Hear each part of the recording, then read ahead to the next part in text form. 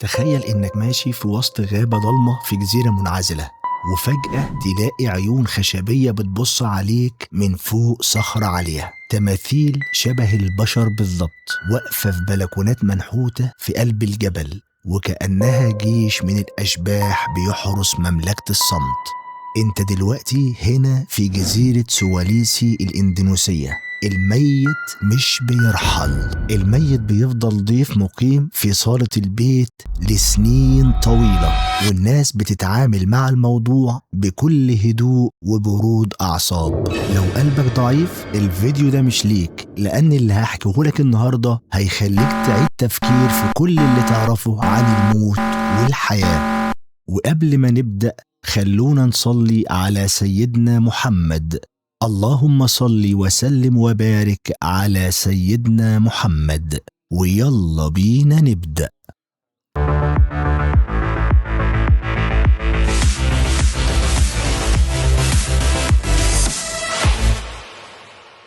القصة يا صديقي في أعماق جزر إندونيسيا، وتحديدا في منطقة اسمها تانا توراجا. الموت هناك مش مجرد ذكرى حزينة، ده هو البطل اللي بتلف حواليه حياة الناس كلها. الحكاية بتبدأ من لحظة خروج الروح، وعندنا في ديننا وفي أغلب العالم الموت معناه الوداع، معناه إننا نكرم الميت بدفنه بسرعة عشان يروح لرحمة ربنا. لكن في سولاويسي الساعة بتقف تماما. لما الشخص بيموت أهله مش بيعلنوا وفاته رسمياً، وبدل ما يقولوا مات بيقولوا عليه تومابولا، يعني الشخص المريض. ركز معايا في التفصيلة دي لأنها أساس كل الغرابة اللي هتشوفها بعد كده. الجثة بتفضل موجودة في أوضة مخصصة في البيت، وعشان هم في منطقة استوائية والحرارة عالية كان لازم يلاقوا حل الموضوع التحلل والريحة. زمان كانوا بيستخدموا خلطة سرية من الأعشاب والزيوت الطبيعية اللي بتسحب السوائل من الجسم وتنشفه. ودلوقتي التقدم والعلم الحديث وصل لهم وبقوا يستخدموا الفورمالين عشان يحنطوا الجثة وتفضل ملامحها واضحة. الجثة بتتحول لمومياء حرفيا، جلدها ناشف كأنه ورق شجر قديم، والناس هناك بيتعاملوا مع الجثة دي بمنتهى الحب والهدوء. الأهل بيدخلوا الأوضة كل يوم الصبح، يفتحوا الشبابيك عشان المريض يشم هوا، ويغيروا له هدومه بانتظام، ويحطوا جنبه طقم لبسه المفضل اللي كان بيحبه وهو عايش، ويقعدوا يحكوا له حكاوي القرية ومين سافر ومين رجع، وكأن الروح لسه موجودة وسمع كل كلمة ومستنية لحظة الوداع الكبيرة. كل الكلام ده مع الميت. طيب ليه مش بيدفنوه؟ اندهشت مش كده؟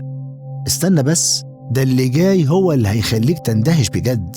اسمع اللي هقوله ده عشان تفهم هم ليه بيعملوا كده. السر يا صديقي في الميزانية. الجنازة هناك هي أهم حدث في حياة الإنسان، ومصاريفها ممكن تهد حيل عيلة كاملة، وعشان كده لازم يستنوا سنين لحد ما يجمعوا تمن الواجب. موضوع الذبح في التوراجة فيه درجات ومقامات، وكل عيلة بتذبح على قد برستيجها. الناس البسطاء الذبح بيكون خنازير، والموضوع مش مجرد أكل، ده فيه طقس ديني. الكهنة بيمسكوا كبدة الخنزير ويفحصوا العروق اللي فيها بدقة شديدة. العروق دي بالنسبة لهم هي خريطة الغيب. لو العروق واضحة وبشكل معين يبقى الميت راضي ومستقبل العيلة أمان، ولو متداخلة يبقى فيه نحس لازم يتصلح.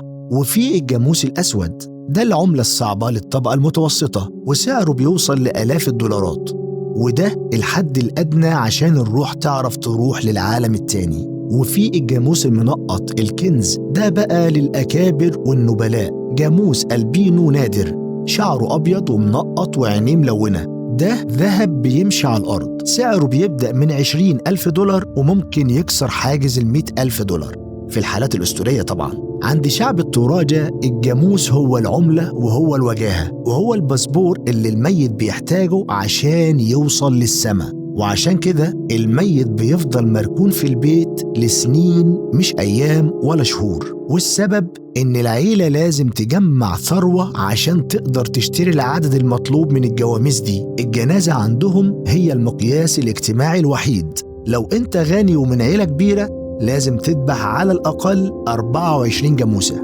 وفي جنازات لملوك ورؤساء قبائل بيوصل فيها عدد الذبائح لمئات الجواميس العادية والمنقطة. تخيل عيلة كاملة بتشتغل ليل نهار وتستلف وتجمع في فلوس عشان يوم واحد، يوم الجنازة اللي بيبقى مهرجان حقيقي. هم مؤمنين إن روح الميت مش هتعرف تروح لبويو أو أرض الأرواح غير لما تركب أرواح الجواميس دي، والجاموس المنقط هو اللي بيقود القافلة في السماء. وكل ما زاد عدد الجواميس كل ما الميت وصل أسرع وبرستيج أعلى في العالم التاني. خليك مركز في الحكاية ومتابع التفاصيل، لأننا دلوقتي هندخل في يوم الزينة. لما الفلوس تجهز بتبدأ مراسم الجنازة اللي بتستمر الأيام وأسابيع. القرية بتتحول لمسرح ضخم، بيبنوا بيوت خشبية مؤقتة مزخرفة بنقوش هندسية معقدة باللون الأحمر والأسود عشان يستقبلوا آلاف الضيوف اللي بيجوا من كل مكان عشان يحضروا مراسم الجنازة. الميت بيتشال في تابوت ضخم متصمم على شكل سفينة أو بيت تراجي عريق، وبيترفع على الأكتاف وسط غناء ورقص شعبي وصيحات بتهز الجبل. وقبل ما الجنازة تبدأ لازم المكان يضج بالحيوية والنشاط عشان يسلوا روح الميت والضيوف اللي جايين من بعيد. هنا بيجي دور مصارعة الجواميس، بيجيبوا أقوى جاموستين في القرية وينزلوهم ساحة طينية واسعة. الجواميس بتنطح بعض بقوة رهيبة وسط تشجيع وصراخ من كل الحاضرين. الموضوع مش مجرد خناقة حيوانات، ده استعراض للقوة والهيبة. الجاموس اللي بيصمد وما يهربش بيبقى بطل في نظر القرية كلها طبعا، وصاحبه بيمشي يتباهى بيه وبقوته. وبعد ما تخلص وصلة التسلية دي الساحة بتهدى تماما وتبدأ لحظة الذبح العظيم. السيوف بتلمع في الشمس، وبضربة سيف واحدة دقيقة جدا في الرقبة الجاموس بيسكن تماما والدم بيغرق الأرض. بالنسبة لهم الدم هو اللي بيطهر المكان وبيفتح بوابات السماء للميت، واللحم بيتوزع على الكل بالعدل والميزان في مشهد تكافل اجتماعي رهيب. ونيجي بقى لدفن الميت. مش بيدفنوا الموتى في الأرض زينا، الأرض عندهم مخصصة للزراعة وهي مصدر الحياة، فبيشوفوا إن عار عليهم يدفنوا فيها جثة. طب وإيه العمل؟ هيعملوا إيه وإيه الحل؟ زمان كان الحل الوحيد هو الجبال العالية، يحفروا كهوف يدوية في صخور الجرانيت الصلبة، عملية كانت بتاخد شهور من التعب. ويحطوا التوابيت في قلب الصخر ويحطوا تمثال خشب اسمه تاو تاو. التمثال ده بيبقى نسخة طبق الأصل من ملامح الميت، لابس أحلى هدومه وواقف يحرس المدفن وكأنه بيبص على القرية وأهله من فوق، في مشهد مهيب يخلي أي حد ماشي تحت الجبل يحس إن فيه آلاف العيون بتبص عليه. لكن دلوقتي الوضع اتطور شوية بسبب إن المساحات في الجبال بقت زحمة جدا، والحفر في الصخر بقى مكلف ومرهق. الناس بدأت تبني بيوت للموتى، دي عبارة عن غرف دفن خرسانية بتتبني فوق الأرض وبتتصمم على شكل بيوتهم التقليدية الجميلة وبألوان زاهية. البيت ده بيبقى مقبرة عائلية فوق الأرض بيجمعوا فيه التوابيت، وبيسهل على الأهل إنهم يزوروا موتاهم ويفتحوا التوابيت في مراسم تطهير الجثث من غير ما يضطروا يتسلقوا جبال أو يدخلوا كهوف ضيقة. اسمع بقى للي جاي ده، لأن دي قمة التفاصيل اللي ممكن تسمعها عن بر الوالدين من وجهة نظرهم. كل كام سنة وتحديداً في شهر أغسطس بيحصل طقس اسمه مانيني أو تطهير الجثث. العائلات بتروح للمقابر دي وتفتح التوابيت اللي بقالها سنين وبتطلع جثث أهاليها المتحنطة، بيمسحوهم من التراب بمنتهى الرفق ويغيروا لهم الأكفان ويلبسوهم أحدث صيحات الموضة، بدل وفساتين ونظارات شمس، ويمشوا بيهم في الشارع وسط القرية.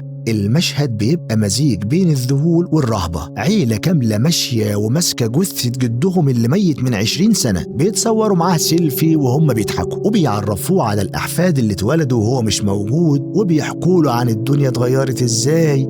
هم بيشوفوا ان الموت مش جدار، ده مجرد باب موارب، والحب والصلة لازم تستمر حتى لو الجسد بقى مجرد جلد على عظم. لكن الأغرب من كده هو اللي بيعملوه مع الأطفال الرضع اللي بيموتوا قبل ما تطلع لهم أسنان. دول مش بيروحوا الكهوف ولا بيتحنطوا، دول ليهم وداع من نوع تاني خالص. بيختاروا شجرة ضخمة اسمها شجرة تارة. الشجرة دي بتفرز مادة بيضة شبه اللبن، بيحفروا تجويف في جذعها ويحطوا طفل جواه ويقفلوا عليه بألياف النخيل.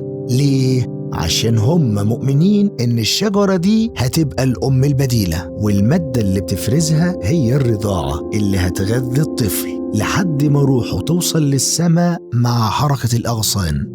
بص يا صديقي، وإحنا بنحكي التفاصيل دي لازم نقف لحظة ونحمد ربنا على نعمة الإسلام اللي كرم الميت بالستر والوقار، وشرع لنا إن إكرام الميت دفنه، وإن الصدقة والدعاء هم اللي بيوصلوا له، مش ذبح الجواميس ولا الاستعراض بالجثث. ربنا خفف عننا الأحمال وخلانا نشوف الموت هيبة ودرس، مش حمل مادي يهد الحيل لسنين طويلة. حكايات سولاويسي بتفتح عيوننا على زاوية تانية خالص من العالم، مكان الناس فيه اختارت تعيش مع الأموات عشان يهربوا من وجع الفراق، واحنا اخترنا نودعهم بقلوب مؤمنة بقضاء الله. سولاويسي مش مجرد جزيرة، دي رحلة في عمق النفس البشرية وتفكيرها في النهاية. كل تفصيلة حكيناها في القصة دي بتقول إن الإنسان هيفضل يدور على طريقة يخلد بيها ذكرى اللي بيحبهم.